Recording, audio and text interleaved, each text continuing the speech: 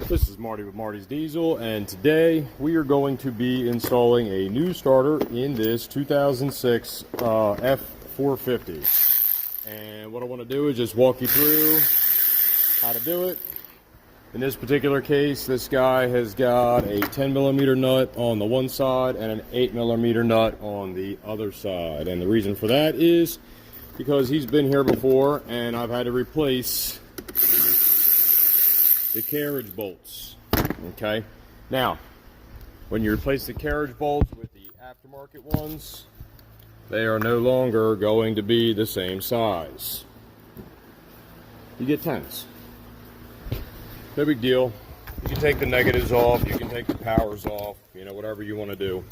But in this case, when I take this off, I'm actually going to clean these battery terminals before this thing goes back together, and that way they're perfect for when I go to start this truck. So once we get the positive off the battery, both batteries, don't forget, you know, you got two here. I'm gonna get underneath here and I'm going to take these starter bolts off. So a common upgrade for 6 liters that we've been doing here for a while is we install a 6.7 starter. This customer states that the starter is no longer working and we put it in less than 2 years ago. So under the Ford warranty, it should still be covered. The only thing I don't like is all of the striking marks that I have on the starter here. Hopefully Ford doesn't give me any grief about that, but so the interesting thing to note here is that we have a different bolt right here. This bolt is going to be an M8 by 125 by 40, and this bolt right here is significantly thinner than the original bolt that was in there, although it does have the same size head, which is a 13mm on it. What I'm going to do is I'm going to set this down and I'm going to make sure it's recording, and hopefully I can get this video, everything going on this video here. Let me see if I can get it.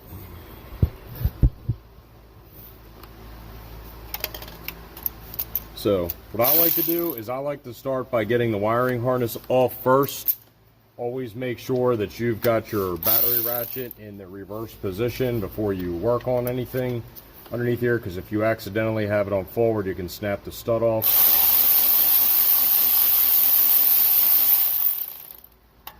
Okay, there should be like a little lock washer that comes off with it. If you're saving the hardware, then obviously you want to make sure you don't lose that. The next is going to be a 10mm. The 10mm is what holds the trigger wire on. You got to be really careful with this so that you don't actually spin the entire thing. So I'm going to watch this very closely as I'm doing it. Alright, so I did not have any issues there with taking that bolt off. If you would, not bolt, it's a nut. Once again, lock washer on there. I'm going to clean these up. They got a little bit of like dirt, a little rust on them, whatever. Overall, they're in good shape. And because we have the batteries disconnected, I'm going to take them down here. One thing I do want to note, when you go to do the reinstall, make sure this little finger that's on the side of this is not touching the ground or any other part, like power side of the starter. When you go to hook your batteries back up, if you do that incorrectly, it will actually be like trying to crank the truck. And we don't want to deal with that. Next thing is, I like to take a 6-inch extension on a wobble extension with a 13mm shallow socket. You can also use a deep, but I also use a flex head ratchet, and it's extra long, so it makes it very easy to break this bolt loose. I'm able to reach up in here and I'm able to get on this bolt, okay, and I'm going to break the bolt loose. Once I break that bolt loose, I'll come back in with a battery ratchet. Next bolt I break loose is usually this one right here. You don't really need the extension, but I break it loose. Just get it going a couple turns. Now, I don't break the bottom one loose until the very end, and I'll tell you why. Because once you break this one loose, this starter might actually like kind of lean one way, and it puts a little bit of tension on the above bolt, and I don't like dealing with that. Also, sometimes you may need to use a slightly longer extension when you're using a battery ratchet, especially if you don't have the wobble on the end there. But in this case, I'll be good. I've already done this before.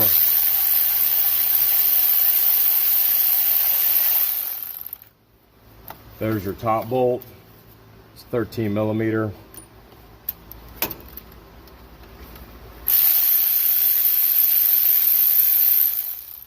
Here's your middle bolt, 13 millimeter as well.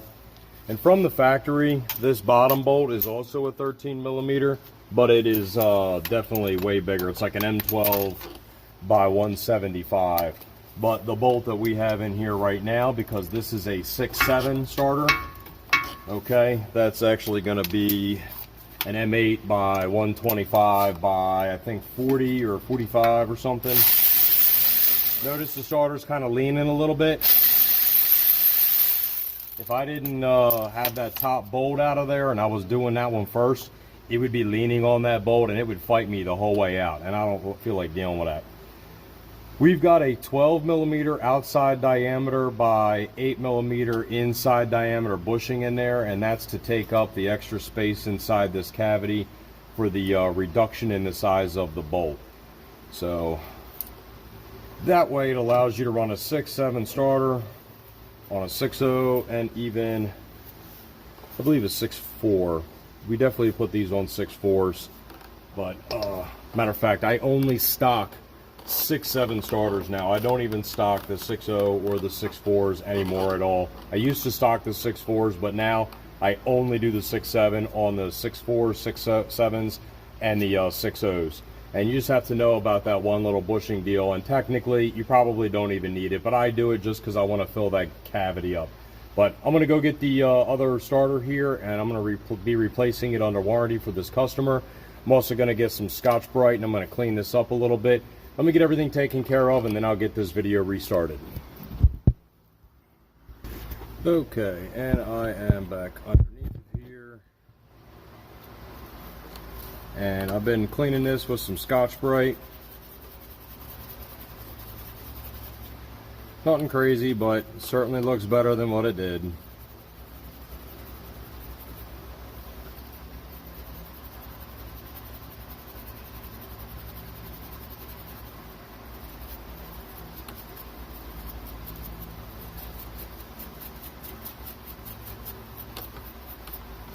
All right. Get that guy folded down out of my way.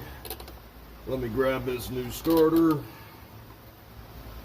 And the new starter does not have nuts on it. So it's a good thing that I saved those other ones. It's weird to me. I feel like normally they have the hardware with them. I might put this together with the old hardware, and then I'll go find out if maybe they fell into the bottom of the box and maybe I somehow overlooked them or something. I don't know, but weird.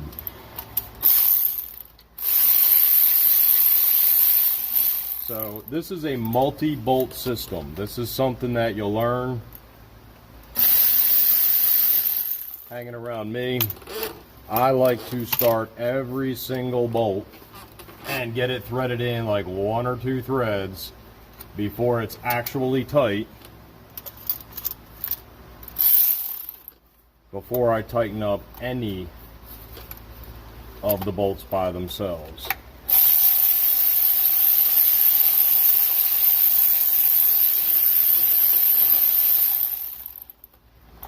Almost all the way in.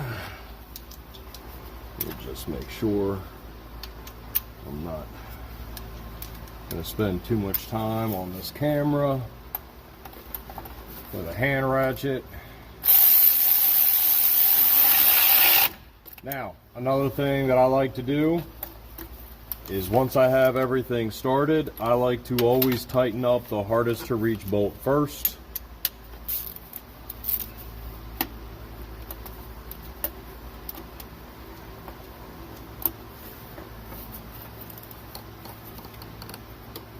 You ain't got to kill it. Just snug it down pretty good by hand, and this long handled ratchet really makes it easy to do that. And before I go,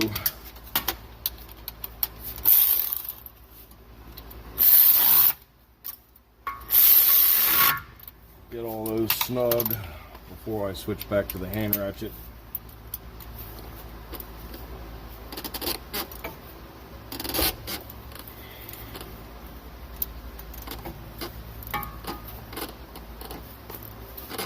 And the flex head makes all the difference in the world.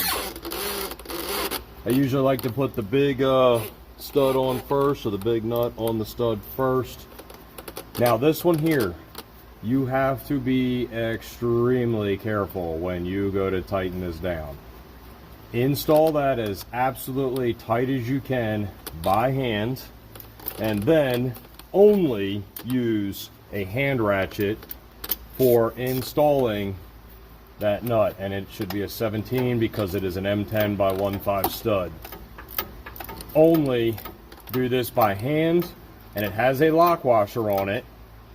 Do not use a battery ratchet on this. I repeat, do not use a battery ratchet on it. You can very, very easily break that stud off, and I've seen it happen. I've accidentally done it as well. One day when I was in a real big rush, and I was actually doing it on my personal truck, and I actually snapped the stud off, and I had to go buy a whole nother starter because I was in a hurry and I screwed up. Let my mistakes cost me, not you. Same thing with this 10. I don't ever use a battery ratchet on it. I just snug it down by hand, tight as I can. Then I switch over to a hand ratchet. I only use hand ratchet on this to install it. I don't use a battery ratchet to install it. And it just needs to be snug, and I'm going to make sure that that little finger stays off of anything. I don't want it touching anything at all. And now I'm going to get out, and I'm going to go hook up the batteries. So give me 1 second.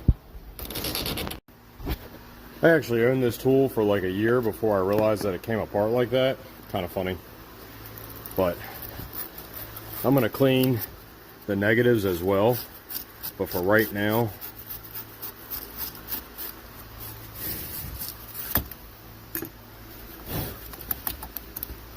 I'm going to go ahead and get that guy on there. And I like to just give him like a tap. I do not like to see these not bottomed out. I don't like to see where like the tops here are like kind of crossing over because somebody doesn't install the battery terminal down tight enough. And all you got to do here is snug it. That's all we're doing. We'll cover that guy back up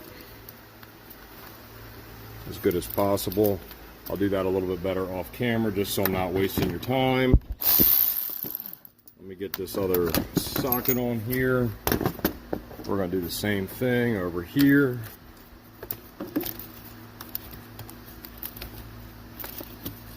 This is so difficult to do sometimes with just one hand. So I'm just cleaning these battery terminals off for this guy. I'm going to hold this out of the way.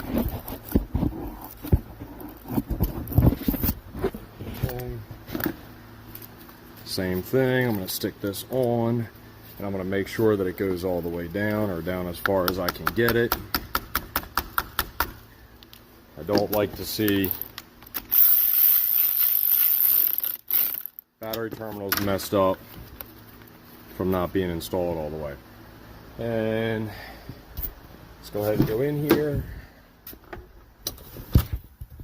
From a truck that would not crank to a truck that now cranks. Takes a little bit longer to crank than I would like, but that's not why it's here at the moment. But we are good to go. Check it again. And we are good to go.